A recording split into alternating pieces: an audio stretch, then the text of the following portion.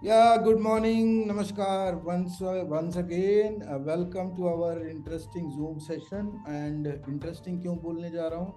क्योंकि आप में से जितने लोग आज यहाँ बैठे हैं, पहले अपने बारे में समझ रहे थे, फिर दूसरों के बारे में समझे, अब समझना है हमारा ब्रेन क्या है। एक चीज़ बहुत क्लियर है, जब हम पैदा होते हैं, we have some inborn talents. हम कुछ खासियत के साथ पैदा होते हैं। आपने देखा होगा कि आपके जैसे बहुत सारे, कहते हैं इस दुनिया में 7 लोग होते हैं आपकी शक्ल सूरत जैसे। लेकिन एक चीज़ बहुत क्लियर है, उस सातों को एक साथ बिठाया जाए, उनके बारे में स्टडी किया जाए, क्योंकि जिस एनवायरनमेंट में वो पले होंगे, जिस माँ बाप के साथ वो पैदा हुए होंगे, जिनके कंट्रीब्यूशन से वो इस दुनिया में आए हैं, उन सब की पर्सनैलिटी डिफरेंट होती है। यानी कि एक बात बहुत क्लियर है, आपको इस बात का गर्व होना चाहिए, यू शुड बी प्राउड कि आप इस दुनिया के सबसे यूनिक हैं। वो कैसे? सबसे पहले आपको एक बात बता देता हूँ, आप अपने फिंगरप्रिंट्स देख लेना, कभी नोट करना अपने फिंगरप्रिंट्स को, इसी से मैच करने की कोशिश करना। आपके फिंगरप्रिंट्स इस दुनिया में किसी से मैच नहीं। यानी ऊपर वाले ने हमें जो पैदा किया है वो बिल्कुल आपको unique, you are born genius. इस बात का ध्यान रखना। अभी आप किस स्टेज पे हो? एक second, thank you so much. सबसे बड़ी बात मैंने ये बताया कि आप पैदा जीनियस हुए, लेकिन हम सारी दुनिया में एक प्रॉब्लम है, हम सब ना, आज मैं एक सवाल पूछता हूँ आपको, what is the difference between interest and intelligence?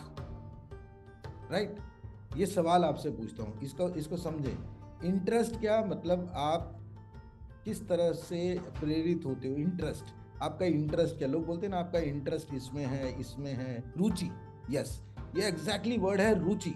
आप सबके रुचि, रुचि और इंटेलिजेंस यानी कि बुद्धिमत्ता में फर्क क्या है?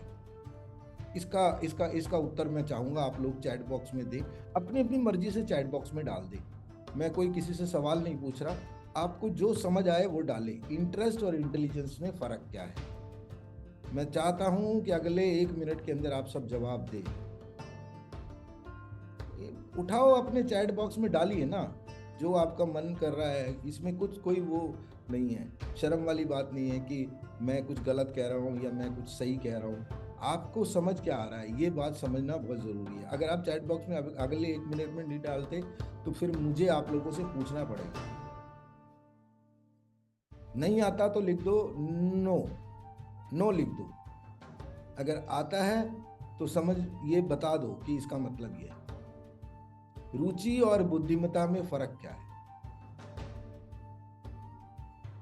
कोई जवाब नहीं है मेरे पास, किसी कोई जवाब दे नहीं रहा, कोई बात नहीं, मैं ही बता देता हूँ। इंटरेस्ट क्या है और इंटेलिजेंस क्या है? इंटरेस्ट क्या है? हमारी रुचि ना बदलती रहती है, हमारा इंटरेस्ट बदलता रहता है। आज हमारा इंटरेस्ट है कि आज हम योगा टीचर बने, या हमारा इंटरेस्ट ये रहता है कि आज हम स्पोर्ट्स में कुछ करें, या म्यूज़िक में एकदम हमारा रुचि बढ़ जाता है तो म्यूज़िक में, कभी लिखने का शौक़ होता है। तो ये सब इंटरेस्ट है। और हम जब पैदा हुए थे उसके बाद हम आसपास के माहौल को, एनवायरनमेंट को देख के ना, हमारी रुचियाँ बदलती रहती हैं। और इंटेलिजेंस क्या है? इंटेलिजेंस वो गुण है, वो टैलेंट है जिसके साथ आप पैदा हुए। अब इसका मतलब समझते हैं, एक बहुत छोटा सा एग्जांपल देता हूँ। एक बहुत खूबसूरत रोड और एक बहुत खूबसूरत पुल का उद्घाटन हुआ, ठीक है, लेकिन अगले 10 साल उसमें एक आदमी नहीं आया, उसको क्लोज कर दिया गया दोनों तरफ से, क्योंकि मंत्री जी का टाइम नहीं मिल रहा, उसका उद्घाटन कर दिया और उसका देखभाल भी बंद कर। तो आपको क्या लगता है, वो रोड और वो पुल क्या साफ सुथरा रहेगा? जाम हो जाएगा, मिट्टी से भर जाएगा, गंदगी से भर जाएगा। इसी तरह हमारी जो बुद्धिमत्ता है, हमारा जो ब्रेन है, हम अगर उसका इस्तेमाल अपने इंटेलिजेंस के साथ नहीं करेंगे तो क्या होगा? क्लोज हो जाएगा, पूरी दुनिया के अंदर हर आदमी 98% आदमी बुद्धिमत्ता पे काम नहीं करता है, इंटरेस्ट पे, रुचि पे काम करता है। रुचि हमारा बदलता रहता है, इसीलिए हम कुछ नहीं कर पाते, हम एवरेज बिलो एवरेज रह जाते हैं। हमें ये पता होना चाहिए हमारा इंटेलिजेंस क्या है। मुझे बहुत साल बाद पता चला है कि आप जो काम कर रहे हैं, देखो कुछ काम बाई चांस होते हैं, कुछ काम बाई चॉइस होते हैं। मैंने अपना प्रोफेशन चुना था बाई चांस, हालात ने मुझे उस हालात में पहुंचा दिया कि मैं चुनता गया, मैं करता गया, मैं करता गया इसी तरफ। तो ट्राई एंड एरर हम करते रहते हैं, कहाँ कामयाब होंगे, कहीं कामयाब भी होते हैं लेकिन हमारा इंटरेस्ट नहीं होता, मतलब हमारा वहाँ इंटेलिजेंस नहीं चलता, तो हम छोड़ देते हैं। तो वो उस सारा टाइम हमारा निकल जाता है। सचिन तेंदुलकर को, लता मंगेशकर को जीनियस कैसे बनेगी? कुछ नहीं, उन्होंने अपने इंटेलिजेंस पे काम किया। उनको पता चल गया कि हमारा इंटेलिजेंस क्रिकेट खेलने में है, उनको पता चल गया हमारा इंटेलिजेंस गाना गाने में, उनको पता चल गया। जितने भी 98% लोगों को देखेंगे वो एवरेज और बिलो एवरेज इसलिए रहते हैं कि वो अपने इंटेलिजेंस पे काम नहीं करते। कईयों को बहुत सालों बाद पता चलता है इंटेलिजेंस है क्या, बुद्धिमत्ता है क्या। वो इंटरेस्ट पे ही काम करते रहते हैं। हम में से कई लोग आज जो काम कर रहे हैं वो भी शायद इंटरेस्ट की वजह से कर रहे होंगे। क्या आप उसमें पूरा दे पा रहे हैं? क्या आप उसके अंदर 100% रिजल्ट ला पा रहे हैं, 110% रिजल्ट ला रहे हैं? नहीं, बस एवरेज। क्यों? हम एवरेज पैदा नहीं। इस बात का ये खुशखबरी है कि आप पैदा जीनियस ही हो। अब आपको ये पता करना है कि आपका इंटेलिजेंस है किस में। हम स्वॉट एनालिसिस, स्कॉट एनालिसिस सब करेंगे, लेकिन हमारा इंटेलिजेंस कहाँ है? हमारा इंटरेस्ट बदलता है, कभी मूवी देखते हैं, कभी म्यूजिक करते हैं, कभी कुछ ना कुछ करते रहते हैं, कभी नेटवर्किंग करते हैं, कभी अपने बिजनेस को करते हैं, लेकिन हम नहीं कर पाते। हम एवरेज बिलो एवरेज ले लेते हैं। जितने लोगों ने कामयाबी के चरम सीमाएं पार करी है, वो सब लोगों ने, अगर आज आपको पता चल जाए या आने वाले समय में पता चल जाएगा आपका इंटेलिजेंस क्या है, अगर उस पर आप काम करेंगे, बहुत आगे निकल जाएंगे। मेरा काम यहाँ पे आप लोगों का इंटेलिजेंस तक पहुंचाना है, आपका इंटेलिजेंस से रूबरू कराना है। ये प्रोग्राम इतना स्पेशल क्यों है?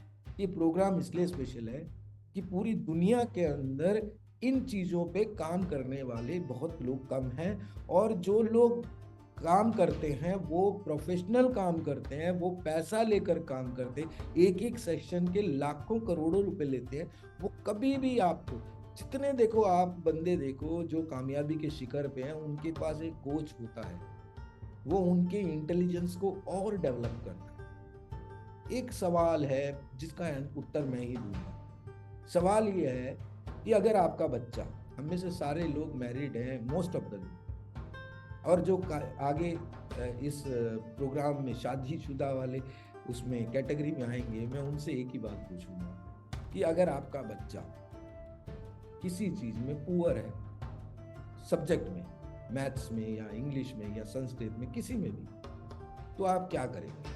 ज्यादातर पेरेंट्स यही कहते हैं कि हम ट्यूशन लगाएंगे, उस पर मेहनत करेंगे। अगर किसी का मैथ्स में वो लगातार फेल हो रहा है, बढ़िया ट्यूशन टीचर मिल गया उसको, तो वो उसके रिजल्ट को क्या 100% ला सकता है? No, not at all. वो उसको एवरेज पासिंग मार्क्स तक ले आएगा। आपका बच्चा मैथ्स में बहुत बढ़िया है और साइंस में पुअर है, आप ट्यूशन लगाओगे साइंस का, आप मैथ्स का नहीं लगाओ। क्यों? आप क्या काम कर रहे हो? आप एवरेज को ओवर एवरेज करेंगे, लोअर जो पुअर है उसको ठीक करने की कोशिश करेंगे, जीनियस नहीं बना पाएंगे। अगर आपके बच्चे का मैथ्स या इंग्लिश या कोई भी सब्जेक्ट अच्छा है, उस पर मैं अगर ट्यूशन लगाया जाए, उस पर एक कोच बिठाया जाए, तो वो जीनियस बनता है। इन सब की जिंदगी को देख लीजिए, सबके पास कोई ना कोई कोच है। उन्होंने अपने आप को उस इंटेलिजेंस पे काम किया, उसके गुण को समझा और काम किया। हम में से कितने लोग ये नहीं समझ पाते कि हम इंटरेस्ट को खाद पानी सब कुछ दे रहे हैं, और एक टाइम बाद हमारा वो पेड़ मुरझा जाता है, वो पौधा मुरझा जाता है, लेकिन हमें पता ही नहीं हमारा इंटेलिजेंस क्या है। अगर मैं आपकी मदद करूं आने वाले कुछ सफर में कि आपका इंटेलिजेंस को मैं खोद के निकालूं और उस पे काम करूं, और उस पे काम कराया जाए। मैं पर्सनल कोचिंग देने को भी तैयार हूँ, मैं टाइम देने को तैयार हूँ। अगर मुझे एक भी बंदा यहाँ से एक टॉप लीडरशिप में दिख गया अगले 1 साल में, मेरा जीवन सफल होता है। और एक नहीं, मुझे लगता है जो सुबह आज अपना टाइम, पता नहीं किस किस कैटेगरी से निकल रहे हो, क्या क्या प्रॉब्लम झेल रहे हो, मैं आप सबको नमन करता हूँ कि आप लोग ये काम कर रहे हो। घर के ऑब्जेक्शंस होते हैं, जो लेडीज हमारे साथ हैं, मैं बायस नहीं हूँ, लेडीज और जेंट्स दोनों में प्रॉब्लम होती है, दोनों की जिंदगी में फैमिली लाइफ में आने के बाद दिक्कतें बहुत होती हैं, उनकी जिम्मेदारियां होती हैं। मैं खुद ऐसा जिम्मेदारी से निकल रहा हूँ, तो मुझे पता क्या क्या कॉम्प्लिकेट आपके, अगर आप हस्बैंड हो तो आपकी वाइफ कितना कॉम्प्रोमाइज कर रही होगी आपको इस जूम में बिठाने के लिए। और अगर आप वाइफ हो या लेडी हो, आप अपने घर के काम को कहीं ना कहीं 6 बजे उठ के काम कर देते हो, अपने बच्चे की ब्रेकफास्ट सब कुछ रेडी करते हो, उनको तैयार करवाते हो, उसके बाद आप इस सेशन में आते हो। तो मेरा ये कर्तव्य है, मोरल ड्यूटी है कि मैं आपको वो वैल्यू दूं, वो रिजल्ट दूं जिसकी उम्मीद भी आप नहीं कर रहे, उससे ज्यादा। तो ये सेशन आपके लिए ही है। और मैं कल किसी से बात कर रहा था, तो मैंने उनको बोला कि ये जब सेशंस मैं जब YouTube पे या इंस्टा में उसके ऐड लगाकर मैं अगर इसको पब्लिश करूँगा, तो मैं एक एक बंदे से 10-10 हज़ार रुपये लेकर काम कर सकता। मेरा शॉर्ट गोल नहीं है, मेरा गोल ये है कि लॉन्ग टर्म गोल। अगर आप अपने को थोड़ा सा इस प्रोग्राम के साथ सिंक कर लें, वाकई में आपके जीवन में बदलाव होने लगेगा और होता रहेगा। मुझे किसी की भाषा समझ आ रही है नहीं आ रही उससे कोई फर्क नहीं पड़ता, आपको मेरी भाषा समझ आनी चाहिए। क्यों समझ आनी चाहिए? आप वीडियोस देखिए, नहीं समझ आए तो मेरा फोन नंबर आपके लिए हमेशा खुला हुआ है, कहीं मैंने मिस किया तो आपको कॉल बैक करूँ। आप पूछिए मुझसे, आप सवाल तैयार करिए। वो शिष्य शिष्य नहीं कहलाता जिसके पास सवाल, आपके पास सवाल होने चाहिए।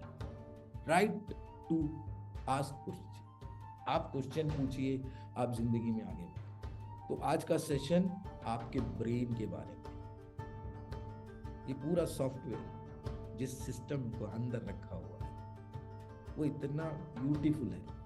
आपको पता है ब्रेन ऑपरेशन के अंदर, आप जब ब्रेन ऑपरेशन होता है उसमें कोई वो दवाई नहीं देते जिससे आपका सुन्न हो जाए। ऑपरेशन डायरेक्ट होता है और आपकी आंखें खुली होती है, सब कुछ दिख रहा होता है, आपको दर्द नहीं होता। ये ब्रेन दर्द नहीं जानता। ये ब्रेन वो चीज है जो आपके पूरे बॉडी को कंट्रोल करता है, वो सॉफ्टवेयर। हम उस ब्रेन को ही नहीं समझ पा रहे।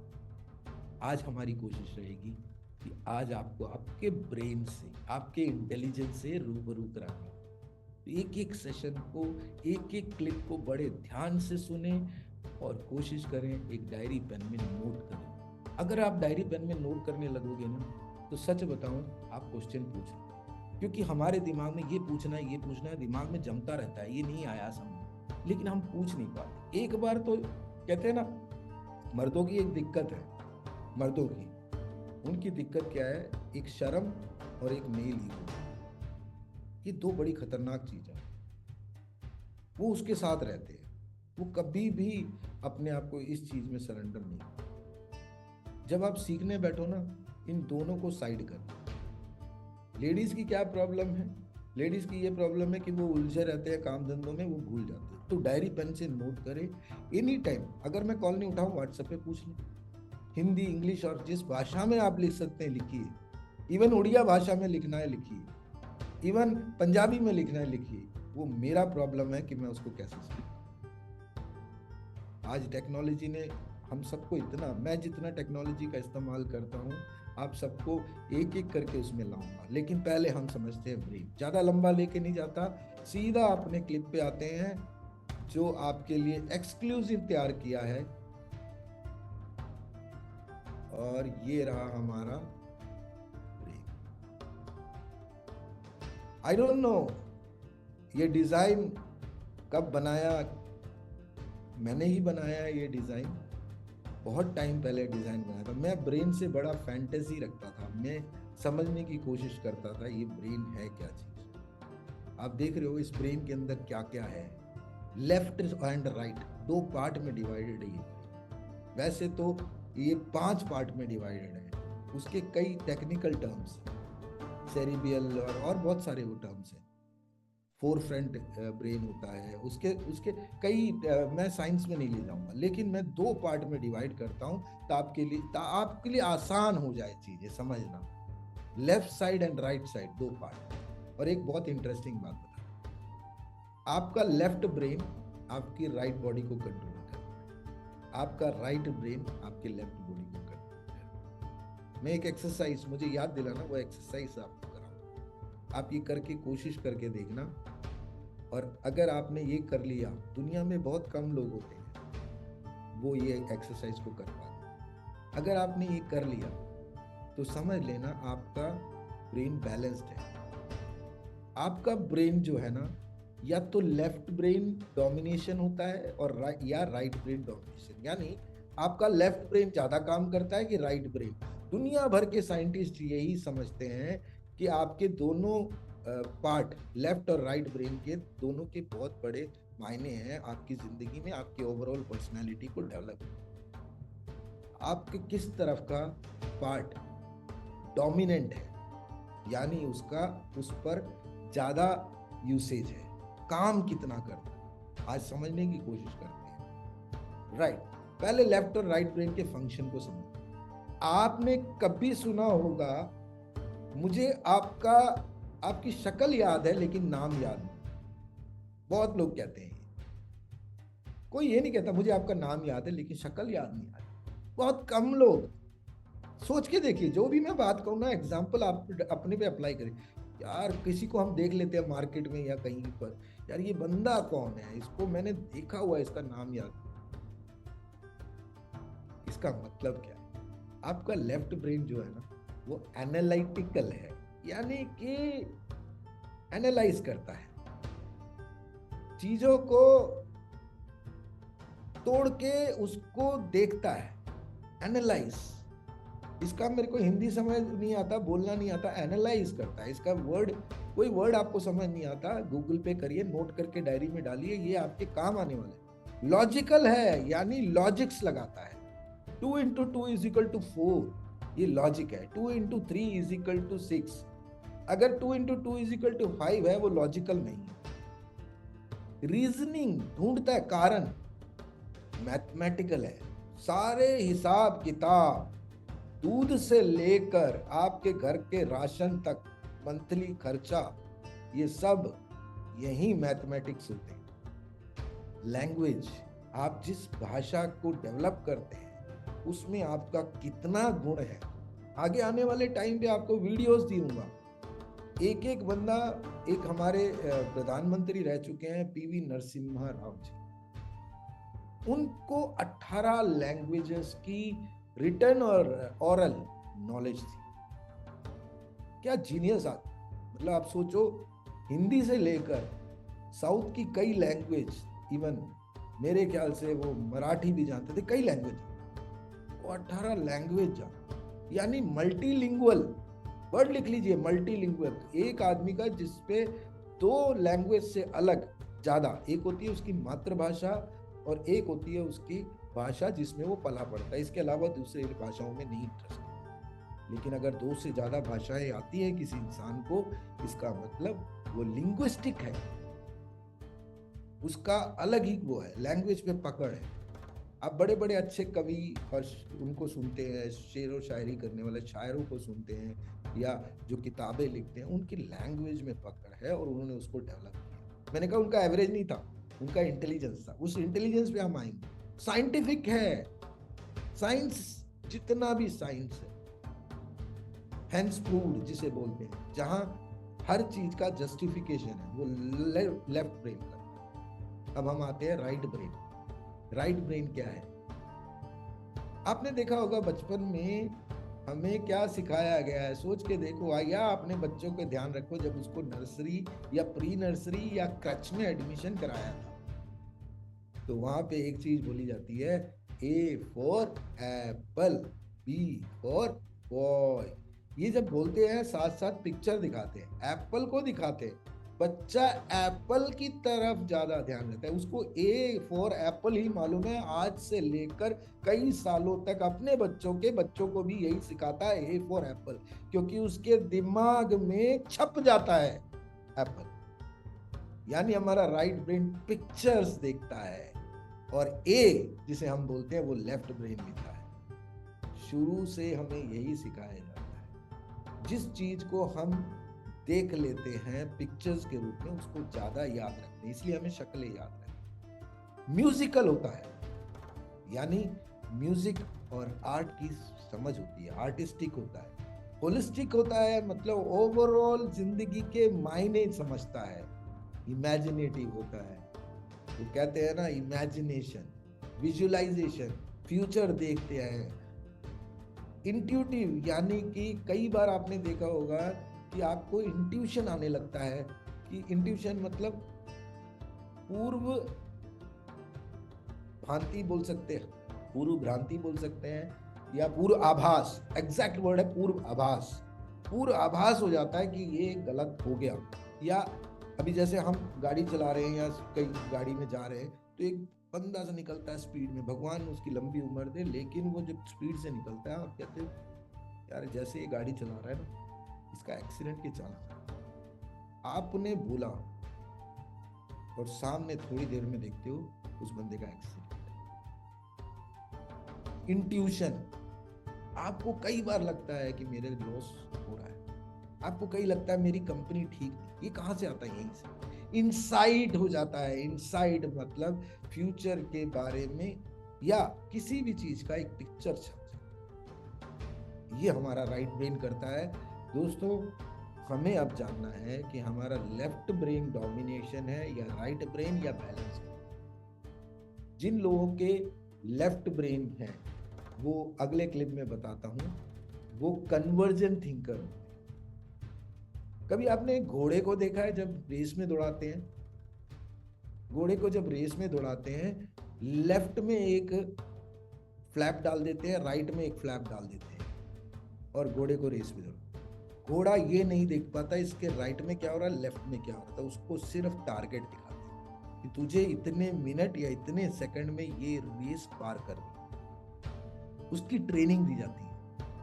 यानी कि जब हम लेफ्ट ब्रेन डोमिनेशन होते हैं, हम वो थॉट प्रोसेस में आते हैं जब हमारा फोकस उसी चीज में रहता है, एक तरफ ध्यान, तो हम कन्वर्जन थिंकर हो जाते हैं। हम लकीर के अंदर रहते हैं, we go by the rules. लेकिन जब आप कन्वर्जन के अलावा डाइवर्जेंट होते हैं, तो आप एक चीज की कई पॉसिबिलिटीज और इम्पॉसिबल को पॉसिबल करते हैं।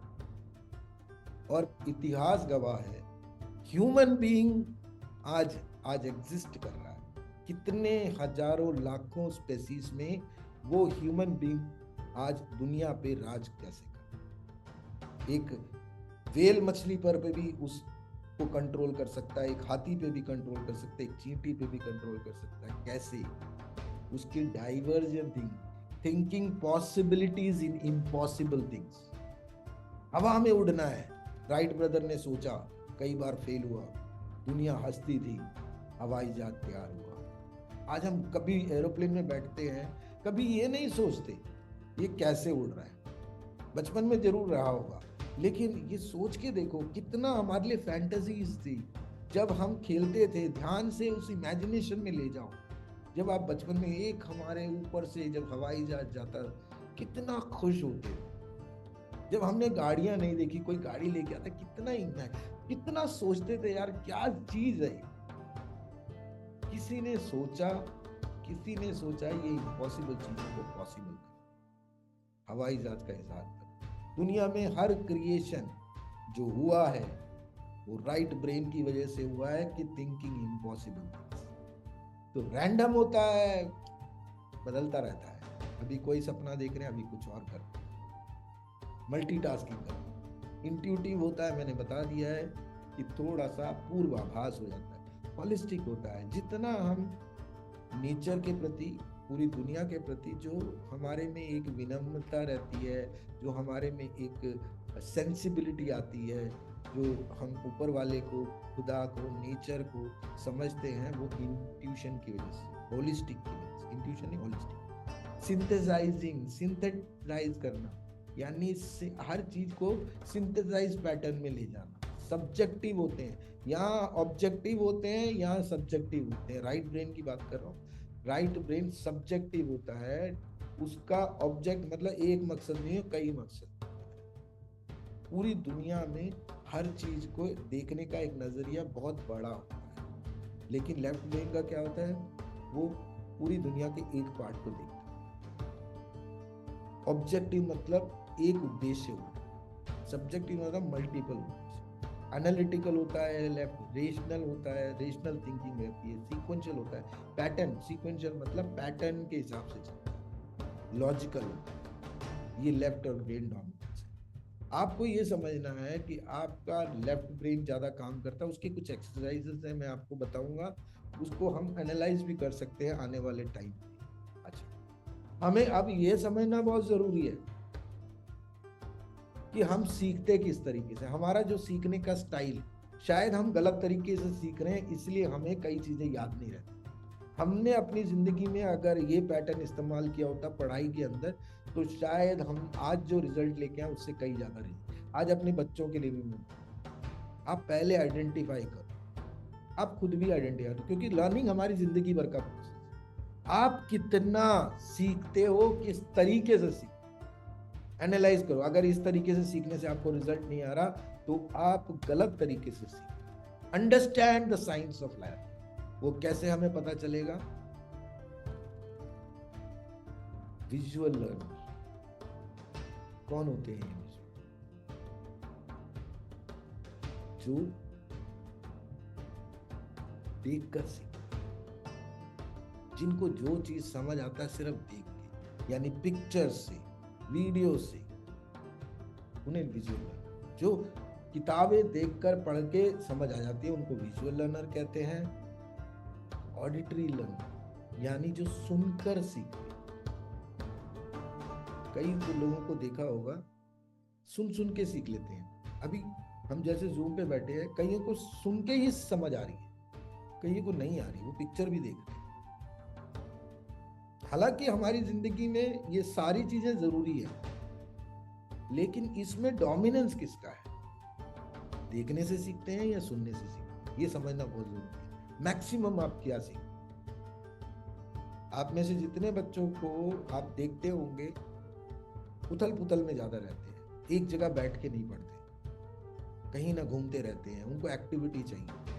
वो काइनेस्थेटिक लर्नर। काइनेस्थेटिक का मतलब पूरी बॉडी और शरीर का इस्तेमाल करके टू डू करते हैं, करते ही रहते हैं कुछ ना कुछ, उनको काइनेस्थेटिक कहते हैं। जो करके काम सीखते हैं उनको काइनेस्थेटिक कहते हैं। आप इनमें से कौन से? बहुत जल्दी, बहुत देर तक आराम से बैठ के देख सकते हो तो आप विजुअल। आराम से बैठ के बहुत देर तक सुन सकते हो, आप ऑडिटरी। या काइनेस्थेटिक हो, यानी आप चलते फिरते पढ़ते हो, आप काइनेस्थेटिक लर्नर हो। अब समझते हैं इसके बारे में। थोड़ा थोड़ा इंग्लिश है, ज्यादा स्ट्रेस लेने की जरूरत नहीं है, मैं आपको बता दूं। Visual learners use strong visual association, यानी कि जो विजुअल लर्नर्स होते हैं उनका दिमाग ज्यादातर विजुअल कंटेंट यानी पिक्चर्स, वीडियोस में। You often use list to organise your life and your thoughts. हर चीज को ऑर्गेनाइज वे में लिख कर ले। व्हेन स्पेलिंग, जब आप स्पेलिंग देख सुनते हो, you recognise words by how they. आप उन स्पेलिंग को पिक्चर के अंदर देखते हैं। मैंने क्या बोला था? A for Apple. मैंने अभी कोई वर्ड बोला, आप पिक्चर में आपके दिमाग में। You remember faces but forget me. मैंने बोला कि ज्यादातर लोगों की शक्लें देख के याद रहती हैं, नाम भूल जाते हैं। You usually learn by best associating picture. Picture से देखते हैं with the words on concept being used. Your benefit, you benefit when visuals are used as a part. जब भी कोई, जैसे व्हाइट बोर्ड में देखते हैं, पावर पॉइंट में देखते हैं, हम पिक्चर्स में बनाता है इसलिए मेरे सारे पीपीटी में पिक्चर्स का बड़ा डोमिनेशन है। Films, videos, maps, charts, poster, graphs, ये विजुअल लर्नर को सीखने में मदद करते हैं। डेमोन्स्ट्रेशन बाय प्रोफेसर, कोई प्रोफेसर डेमो देता है, वो आपके लिए हेल्पफुल है। And textbook with pictures and diagram, you often have a well developed imagination, बहुत अच्छी होती है, and easily distracted by the moment. आपने देखा होगा, आप कुछ देख रहे हो, किसी की आवाज आई, आप डिस्टर्ब, आपको उसके लिए फोकस है। However, the noise will probably not distract. आवाज से नहीं सुनते, आवाज से आप डिस्टर्ब नहीं होते, आप कोई हरकतों से disturb. You may not prefer to learn in study group. लोगों के साथ मिलके पढ़ने में आपको मजा नहीं आता। Rather when studying you tend to like work alone. आप एक अकेले कमरे में शांति से देखना चाहेंगे कोई भी चीज। So वापस आ गए हम लोग। Learn by, sorry for all the inconvenience you faced, limited time होता है। Learn by listening. Auditory learner क्या होते हैं? सुनने से सीखते हैं, वर्बल इंस्ट्रक्शन को बड़े ध्यान से सुनते हैं। Remember forming the sound, sound किस तरह बनता है, वो शब्द गूंजता है। You find it easy to remember by names, आपको नाम याद रहते हैं बट फॉरगॉट फेसेस, शक्ल भूल जाते हैं। You often do well working out solutions और problem by talking them out, बात कर करके आप कोई चीज़ों को सीखते हैं, डिस्कस करते हो। In most circumstances you need to hear yourself, सबसे पहले सुनिए। ऑडिटरी लर्नर्स हमेशा ध्यान रखें, जिनको पता चल जाए, हालांकि हमें ये तीनों अप्लाई करनी है क्योंकि हम उस उम्र के उस पॉइंट पे पहुंच गए, यहाँ पर हम तीनों चीज़ों का इस्तेमाल करके सीखेंगे। तो हमें क्या करना है, हमने कोई भी चीज़ रिकॉर्ड करनी है, अपनी जो हम प्रेजेंटेशन भी करते हैं उसको भी रिकॉर्ड करके बार बार सुनिए। In order to effectively commit the memory you may find yourself reading loud, जोर जोर से बोलें, पढ़ते हो, इससे याद रहेगा। टॉकिंग टू यूरसेल्फ, अपने आप से बात करें। अच्छा, जब अपने आप से बात करें ध्यान रखें कोई और ना देखे, क्योंकि जब आप अपने आप से बात करते हैं लोग ज़्यादातर सोचते हैं कि इसका एक स्क्रू ढीला हो गया है। और repeating instructions to make sure you understand, अपने आप में बोलें। जिन लोगों को पब्लिक स्पीकिंग करनी है, जिन लोगों को अपने आप में कॉन्फिडेंस करना है, मिरर के सामने प्रैक्टिस करें और जोर जोर से बोलें, जो भी आप अपना भाषण या जो भी आप बोलना चाहते हैं उस बोले। Ask questions to the professor, ज़्यादातर क्वेश्चन पूछें, अंडरस्टैंड करें and follow up questions if necessary, ज़्यादा ज़्यादा फॉलो अप करने की कोशिश करें। The discussion cements the information for you, वो जो डिस्कशन है वो उसको कहते हैं, वो सीमेंट कर लेता है। सीमेंट का एक क्वालिटी होता है ना, वो पानी में मिलकर सख्त हो जाता है, तो आपके ब्रेन में वो जुड़ जाता है। यू आर इजिली डिस्ट्रैक्टेड, हाँ साउंड आपको डिस्टर्ब करेगा। जब आप सीख रहे होंगे कोई भी आवाज़ आएगी आपका ध्यान वहीं जाएगा, एंड ऑफकोर्सली आप ज़्यादा आराम से काम करना पसंद करेंगे। क्वाइट मतलब शांति से, किसी अकेले कमरे में। However you benefit from listening to lecture, ज़्यादातर आप सुनने से सीखते हैं। डायलॉग्स बार बार सुने, प्लेस, जितने थिएटर प्रोग्राम्स वगैरह देखने वाले हैं उनको देखिए। Use audio recording, audio record करें वीडियोस के बदले, एंड वीडियोस को भी देखें क्योंकि उसमें भी ऑडियो आते हैं, ऑडिशन आता है। And participant in the group discussion, group discussion और इंटरेक्शन से आप बहुत कुछ सीखते हैं। फिर हम समझते हैं काइनेस्थेटिक लर्नर्स का। काइनेस्थेटिक लर्नर होते हैं जो फिजिकली इन्वॉल्व करते हैं पूरे शरीर में, कोई भी काम है उसको करके देखते हैं। हैंड्स ऑन बोलते हैं, हैंड्स ऑन एक्सपीरियंस बोलते हैं ना, करके देखते हैं। Activities needed to grab the learning, being on the move, हमेशा चल फिर के। जो बच्चे काइनेस्थेटिक होते हैं उनको बोलो चल के सीखे, चल के पढ़े। Your memory to work in the classroom, you benefit from physical activities से ज़्यादा, मतलब ज़्यादातर रोल प्लेस होता है। रोल प्लेस हम लोग बहुत करते हैं जब एक्शन के साथ काम सीखते हैं। Hands on student learning experience and professor would give real life example set करें और साथ में अपना रोल प्ले करें। तो आप जब रोल प्ले मतलब एक्टिविटी करें, मतलब बार बार प्रैक्टिस करें। डायग्राम्स और wall puzzles and large maps on the floor are helpful, जो ये सारी चीज़ों को बड़े ध्यान से काम करने वाले लोग हैं, ये सब एक्टिविटीज़ खुद करने पड़ते हैं, एंड एक्टिंग करनी पड़ती है, इंटरव्यू करने पड़ते हैं, स्किट्स बनाने पड़ते हैं, रोल प्ले करने पड़ते हैं आपके, राइट। लैबोरेटरीज और ऐसी जगह प्रैक्टिकल चीज़ें होती हैं वो आपकी बहुत मदद करती हैं काइनेस्थेटिक में। अब हम समझते हैं, अभी तक हमने समझा कि आपका एक्वायरिंग स्टाइल क्या है, मतलब आपका सीखने का स्टाइल क्या है, लेकिन आप वो किस तरह के व्यक्तित्व, ये बहुत इंपॉर्टेंट है। एक पर्सनालिटी होती है, एक व्यक्तित्व होता है, उसके अंदर आपके कुछ एक्वायरिंग स्किल्स होते हैं। आपका एक लर्निंग पैटर्न होता है। आपने लर्निंग स्टाइल के बारे में सुना होगा, एक लर्निंग पैटर्न, आप किस तरह के व्यक्तित्व, आपको क्या चीज सूट करता है, ये समझना होगा। थोड़े हार्ड वर्ड्स होंगे यहाँ पर, लेकिन मैं आपको एक एक चीज को समझाऊंगा। सेल्फ कॉग्निटिव यानी इंडिपेंडेंट, खुद काम करने वाला, कोई साथ नहीं चाहिए। अब मैं आपको थोड़ा अपने बारे में बताऊंगा तो शायद आपको मैं एक सेल्फ कॉग्निटिव पर्सन, मुझे अकेले बैठ के काम करना आता है। आप मुझसे पूछें कि आपको प्रेजेंटेशन बनाना आता है, मैं कहूँगा। मैं अपने गुण नहीं बता रहा हूँ, मैं आपको एग्जाम्पल बता रहा हूँ। अगर आप बोलोगे मैं थिएटर कर सकता हूँ, मैं इसके अंदर स्किट लिख सकता हूँ, मैं बहुत सारी चीज़ें कर सकता हूँ, तो खुद जो करते हैं ना, खुद बैठ के कि यार मैं करके दिखा दूँ, वो सेल्फ कॉग्निटिव। उसके फीचर्स अभी आगे बताएंगे। इफेक्टिव, इफेक्टिव वो एक्वायरिंग स्किल है, यानी उनको साथ चाहिए। आपने देखा हो क्लासरूम में बोलते हैं ना कि may I go to washroom with so and so, मतलब हर हमेशा साथ चाहिए। कुछ बच्चे होते हैं उनको हमेशा साथ चाहिए, उनको उनके साथ रहकर सीखने को इंस्पायर होते हैं। कुछ होते हैं रिवर्स थिंकर, जहां आपकी हमारी सोच खत्म होती है, वहां से उनकी सोच। ऐसे बच्चे या ऐसे इंसान लाइफ के अंदर थोड़े प्रॉब्लमेटिक होते हैं। प्रॉब्लमेटिक मतलब वो नाक में दम करके रखते, ये कैसे, वो कैसे, ऐसा क्यों, वैसा क्यों, ऐसा क्यों होना चाहिए, ऐसा क्यों नहीं होना चाहिए, बड़ा तकलीफ देते हैं। लेकिन आप उनसे परेशान मत हो, ये एक तरह से आपके जीवन के में वो पैदा हुए हैं, एल्बर्ट आइंस्टाइन। अगर इनको थोड़ा सा सपोर्ट करें, ये वाकई में एल्बर्ट आइंस्टाइन बन सकते हैं। वो नहीं तो कोई और जीनियस बन सकते हैं। हम सबकी दिक्कत ये है कि जो हमसे ज्यादा सवाल करते हैं उनसे इरिटेट। एल्बर्ट आइंस्टाइन का एक बचपन की स्टोरी आपको बताऊं। वो बच्चा पढ़ने में थोड़ा सा वीक था, जैसे कि एकेडमिकली स्कूल वाले ठप्पा लगा देते हैं।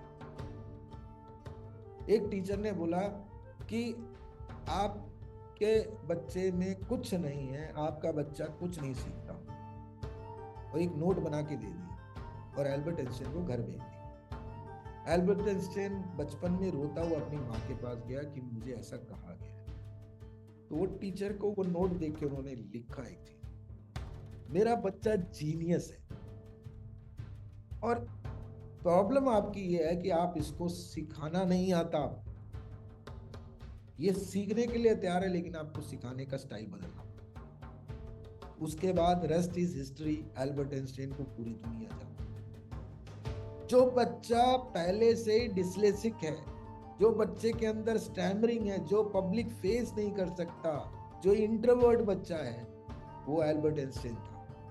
100 प्रॉब्लम्स के साथ वो बच्चा पैदा हुआ, लेकिन वो जीनियस क्यों बना? क्योंकि उसके सोच की विपरीत सोच, दुनिया से हटकर सोच। एल्बर्ट आइंस्टाइन वो आदमी है जिसके सर पर सेब गिरा, और पूरी दुनिया में कितने लोगों के सर पे क्या क्या गिरा। किसी इंसान ने ये नहीं पूछा ये सेब कैसे गिरा या क्यों गिरा, मेरे ही सर पे यानी नीचे की तरफ क्यों कोई चीज गिरती है। अरे बहुत आसान बात है, कोई टीचर से अगर ये सवाल पूछो, टीचर क्या है, अरे चीजें ऊपर से ही नीचे आती हैं। माय गुडनेस, अगर ऐसी बात है तो आग को जलाओ तो आग ऊपर की तरफ क्यों जाती? ये सोच, ये प्रॉब्लम सबके साथ, समझने की कोशिश नहीं करते लोग। एक्चुअल में यही सोच, यही क्वेश्चन ने दुनिया को लॉ ऑफ ग्रेविटी दिया, यानी गुरुत्वाकर्षण का पहला सिद्धांत एल्बर्ट आइंस्टाइन। कैसे दिया? ऐसे। आगे चलते हैं। रिफ्लेक्ट, ये सेब की बात न्यूटन ने दिया। सॉरी, मैं बहुत गलत बोल गया, आई टेक माय वर्ड्स।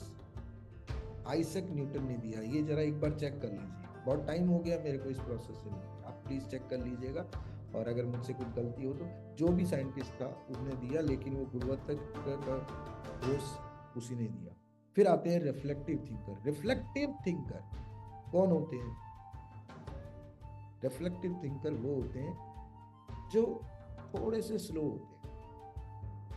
मैं थोड़ा स्लो हूँ, मैं हमेशा एडमिट करता हूँ पब्लिकली, और इसी गुण को, इसी कमी को मैंने अपना हथियार बनाया। मुझे बहुत सारी बातें एक बार में नहीं समझ आती, मैं बैठ के उसमें मेहनत करता हूँ। आज जो भी आपके सामने एक ट्रेनर बन के आया हूँ तो मैंने उस पर बहुत काम किया। एक आम आदमी को जितना समय लगता है उससे बहुत ज्यादा समय मुझे लगता है किसी चीज को समझने में, सुनने में। हर आदमी अपनी तारीफ बहुत बोलते हैं, मैं अपनी कमियां आपके सामने रखूं। मैं थोड़ा स्लो हूं, बट मेरे रिजल्ट अच्छे आते हैं क्योंकि मैं उसमें 110% देता। मेरा एक पेट डायलॉग है, मैं सबको बोलता हूँ, I am a slow walker but I never walk back. मैंने इस कमी को अपना हथियार बनाया। पढ़ते वक्त भी मुझे जितनी मेहनत लगती थी, जितना टाइम लगता था, मैं स्पोर्ट्स खेलता था, मैं थिएटर में भी आया हूं, हर जगह मैंने समय लिया। उसके बाद एग्जाम्पलरी रिजल्ट मुझे मिला। दुनिया में जो सक्सेसफुल लोग हैं उनको कभी क्लोजली स्टडी करेंगे, कहीं ना कहीं वो रिफ्लेक्टिव हैं, यानी उनको वो चीज ग्रास्प करने में समय लगता है। आप किस तरह के एक्वायरिंग स्टाइल के साथ पैदा होते हैं, अगर आप ये आइडेंटिफाई कर लेते, बहुत आसान है आपकी जिंदगी में लर्निंग प्रोसेस को बड़ा करना। तो थोड़ा समझते हैं सेल्फ कॉग्निटिव कैसे। एक लेडी दिखाया मैंने, मेरा ये प्रेजेंटेशन और पूरा ये सिस्टम, ये जो आर्ट ऑफ मेकिंग मनी के ये चैप्टर्स जो चल रहे हैं, ये आपके बेसिक फाउंडेशन कोर्स है। एक एक पिक्चर को दिमाग में बिठा लो। सेल्फ कॉग्निटिव मतलब इंडिपेंडेंट। इंडिपेंडेंट लोग कैसे होते हैं, आपने जिम में देखा होगा, कोच की जरूरत नहीं है, जिम इंस्ट्रक्टर की जरूरत नहीं है, बंदा लगा हुआ, बंदी लगी हुआ, अकेले लगे, अपना पुशअप पुलअप। इसका मतलब ये नहीं है जिम जाना जरूरी नहीं है या जरूरी है। मैं जिम से कोई वास्ता नहीं रख रहा हूँ यहाँ पे, मैं आपको प्रमोट नहीं कर रहा हूँ कोई हेल्थ प्रोग्राम। मैं सिर्फ आपको एक ही बात बोल रहा हूँ, मैं आपको पिक्चर्स दिखा रहा हूँ। कोई बच्चा है वो अकेले पढ़ने में लगा हो।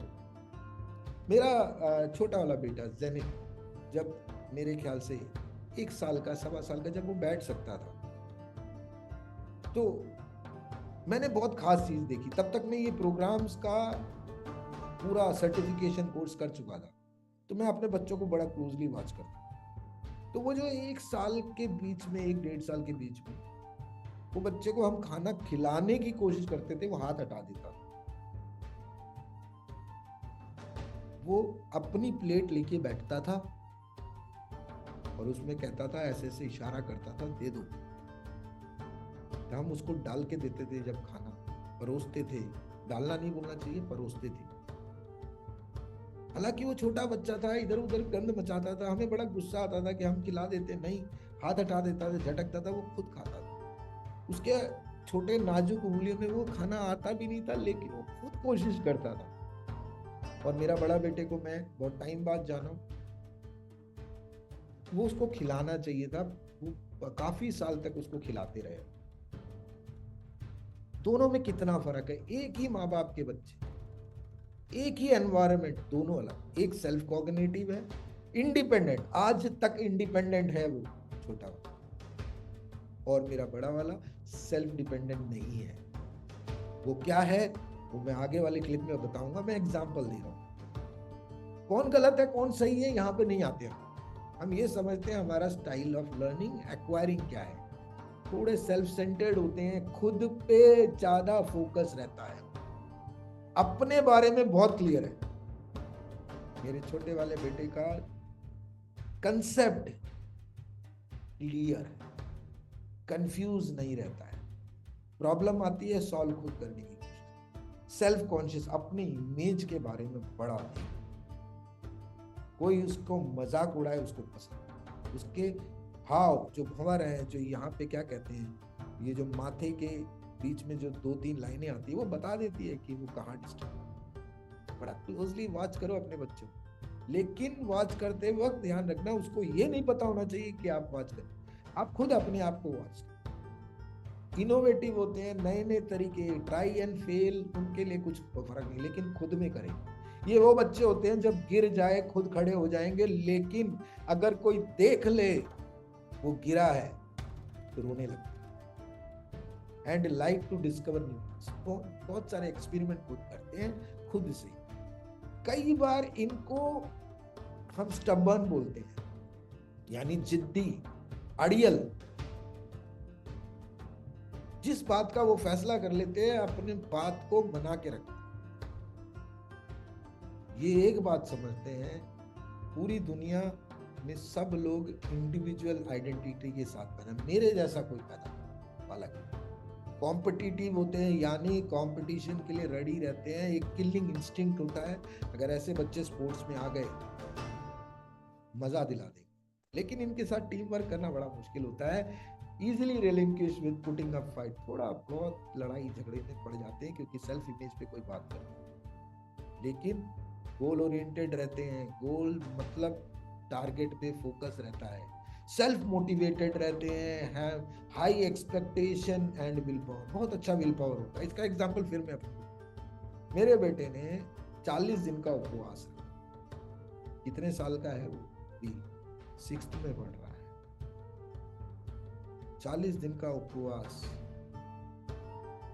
नो नॉनवेज, उसको पसंद वाली कोई चीज नहीं खानी, बिल्कुल सादा खाना। क्यों? ये उसने डिसीजन। हम उसको चिढ़ाने के लिए हमने बहुत कुछ दिखाया उसके आगे, उसने ये नहीं कहा आज नहीं कल, नहीं किया उसने। ये मैं एग्जांपल्स दे रहा हूं, आप समझिए। एक छोटे बच्चे को जिसमें खाने का शौक हो, उसके सामने ये सब चीजें रखे तो वो ना करे। मैं एग्जांपल आपको इसलिए दे रहा हूं क्योंकि मैंने लाइव देखा वो, मैं ऑब्जर्व कर। तो ऐसे बच्चे क्या हो, खुद में एक्सपेक्टेशंस बहुत रहता है। यहाँ ये जब अपने हिसाब का रिजल्ट नहीं मिलता थोड़े डिस्टर्ब, लेकिन हाई विल पावर होता है। आगे ना एग्जांपल सेट हो, बहुत बड़ी क्षमता होती है जो अपने आप को कंट्रोल करना। However, you are good at repressing. Emotion थोड़े कम, मतलब इमोशन नहीं होते ये नहीं कह रहा, इमोशन अपने अंदर की भावनाओं को एक्सप्रेस करने में थोड़ा समय लगा। However, you tend to succumb excessive self-indulgence and wellness. ये वो बाज होते हैं जो अकेले रहते हैं, थोड़े जब अकेले रहते हैं तो थोड़ी दिक्कत आती है। खुद में ज्यादा रहने वाला बच्चा, इनको थोड़ा साथ देना जरूरी होता है। थोड़ा माँ बाप को बार बार इनके साथ अट्रैक्ट करते रहना। एक कमरे में बंद हो जाएंगे, गेम खेल रहे हैं, अकेले खेल रहे हैं। You do not simply resign yourself to change, बहुत जल्दी बदलाव को पसंद नहीं करते। कोई चीज अच्छी नहीं लगती उनको देने की कोशिश करो नहीं। अब बात करते हैं बहुत ही interesting personalities, acquiring style, effective. Effective क्या होते हैं बच्चे, यानी कि वो लोग, बच्चे नहीं इंसान भी, जो लोग साथ चाहिए, देखकर सीखते हैं, आपसे सीखते हैं। ऐसे बच्चों का बड़ा ध्यान रखें, ऐसे लोगों का बड़ा ध्यान, उनको सपोर्ट चाहिए। क्रिएटिव और फ्लेक्सिबल होते हैं, थोड़े फ्लेक्सिबल रहते हैं, मतलब समझ लेते हैं। You learn both good and bad things, अच्छी चीजें भी देखते हैं और बुरी चीजें भी पसंद। अच्छा संगत और बुरे संगत का बड़ा असर होता है। Therefore, environment, मतलब संगत का बहुत असर है। विद सोशल ओरिएंटेड कैरेक्टर, लोगों में घुलने मिलने की कैरेक्टरिस्टिक की वजह से रिलेशनशिप बहुत अच्छा वैल्यू रखते हैं, लोगों की बहुत मदद करते हैं, लोगों से बहुत एक्सपेक्टेशन लेते हैं। कई बार सीखते वक्त थोड़े से पीछे रह जाते हैं, अकेले जब सीखना पड़ता है। Under such circumstance you need, इनको एनकरेजमेंट चाहिए, लगातार प्रोत्साहन चाहिए, एंड कीप गोइंग का सपोर्ट चाहिए। फिर हम बात करते हैं रिफ्लेक्टिव, ये हमारा सेकंड लास्ट क्लिप है। रिफ्लेक्टिव यानी बहुत इंपॉर्टेंट कैरेक्टर है, जिसको मैं अपने आप को भी इसमें डालता हूँ। थोड़ा सा इनमें पोटेंशियल होता है, प्लास्टिसिटी होती है। प्लास्टिसिटी फ्लेक्सिबिलिटी का एक दूसरा रूप है। किसी मोल्ड हो जाते हैं किसी भी रूप में, वो मोम है, वो किसी भी आकार को ले सकते। कई चीजों को सीखने के लिए समय लगाते हैं, इनको प्रॉपर गाइडेंस चाहिए, या अगर ये खुद भी सीखते हैं तो बहुत समय लेते हैं। You are pragmatic, practical and hard, बहुत मेहनत करते हैं लेकिन कई बार सेंसिबिलिटी लूज कर देते हैं। बहुत ज्यादा इंटरपर्सनल रिलेशंस और सब्सटेंशियल गोल्स पे ध्यान, बहुत ज्यादा फोकस रिजल्ट पे रहता है। इंटरपर्सनल मतलब दूसरों के साथ रिलेशन, थोड़े कंजर्वेटिव होते हैं, थोड़ा सोच का एक प्रक्रिया बनाते हैं, थोड़े डाउटफुल होते हैं, क्वेश्चंस होते हैं इनके पास, थोड़े स्टैग्नेंट होते हैं, मतलब परमानेंट हिसाब किताब रहता है, कोई चीज का अगर उन्होंने मान लिया तो उसको रख लिया। थोड़े इम्पेशेंट होते हैं, मतलब सीखने में थोड़ा टाइम लेते हैं, डिस्टेंट और थोड़ा सा डिस्टेंट रहते हैं, डिफेंसिव रहते हैं, यानी आप करना मैं अभी नहीं, अपने बहानेबाजी बहुत कर। You believe that nothing comes easy hence you work extreme. इनको एक बात तो पता है कि बहुत मेहनत करनी पड़ेगी, वो मुझे पता चल गया है। मेरे मैथ्स के टीचर ने 9वीं के अंदर मेरे फादर साहब को ये बोला था, जब मेरे उसके अंदर मार्क्स कम आए थे, कि ये बच्चा मैथ्स के लिए पैदा ही नहीं हुआ, ये जिंदगी में मैथ्स नहीं कर सकता, मैं लिख के देता हूँ ये 10वीं में पास नहीं हुआ। स्टेटमेंट गिवन बाय गुरु जो मुझे मेरे को पढ़ाते थे, उन्होंने बोला है कि इस बच्चे का भविष्य मैथ्स के अंदर नहीं है, मैं इसके लिए चिंता है। मेरे पिताजी ने मेरी तरफ देखा, देखते हैं, मेरे पे छोड़ दिया।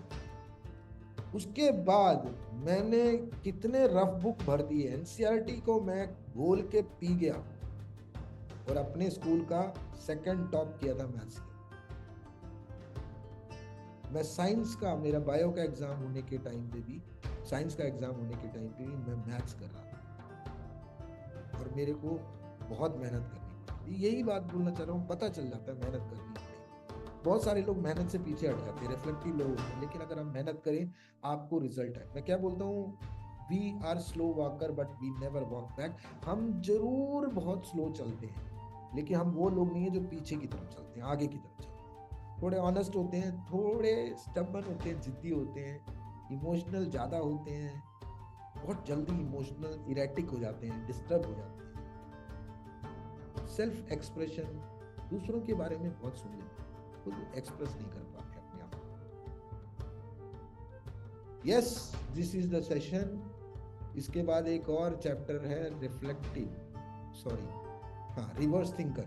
ये मैंने इसके बारे में नहीं बताया, ये लास्ट क्लिप है। ये समझते हैं, your way of thinking often differs from others. दुनिया से अलग सोच, जहां आपकी सोच खत्म होती है वहां उनकी सोच शुरू होती है। डिफरेंट व्यू पॉइंट होता है, दुनिया को देखने का अलग नजरिया होता है, दुनिया से हटकर होता है और बहुत आउटस्टैंडिंग है, दुनिया से बेहतर है। The main aspiration that drives you is your interest. Interest पे बहुत फोकस रहता है और उसी को इंटेलिजेंस में करता है। You like to ask question, सवाल बहुत पूछते हैं। यू आर परसिस्टेंट, मतलब लगातार काम करते हैं। आंसर चाहिए, उत्तर चाहिए, नहीं तो आप उत्तर नहीं दे सकते, मैं इस सवाल का जवाब खुद से ढूंढूं। थोड़े सेल्फ सेंटर्ड होते हैं, खुद पे ज़्यादा ध्यान रखते हैं। प्रेफर टू लुक थिंग्स, दुनिया की तरफ अलग नज़रिया है, लोगों की तरह अलग नज़रिया। थोड़ा से क्या बोलते हैं, टेढ़ा है, टेढ़ा है बोलते हैं ना, कुछ बोलते हैं, ऐसे कुछ बोलते हैं, मतलब स्क्रू ढीला है ऊपर से, लगता है ऐसा।